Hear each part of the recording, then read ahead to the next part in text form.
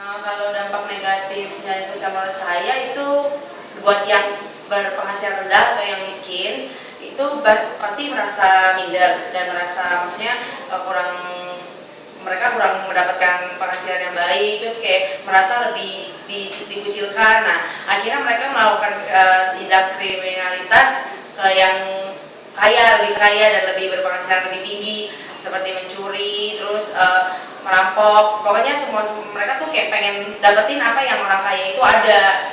Nah, akhirnya jadi ya kriminalitas jadi tinggi, tingkat kriminalitasnya. Terus pendidikannya juga jadi rendah tingkat pendidikan, karena kan banyak yang nggak sekolah, terus sekalinya yang sekolah ada yang keluar negeri, tapi sekali yang miskin nggak sekolah malah jadi ngamen, malah minta-minta gitu.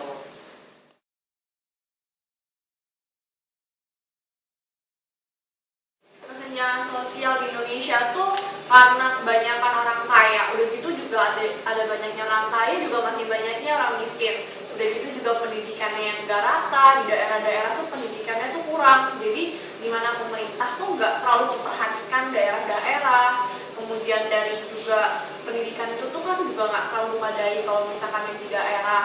Jadi akhirnya terjadi kesenjangan sosial yang terlalu kelihatan. Dimana orang kaya ya semakin kaya, yang orang miskin ya semakin miskin.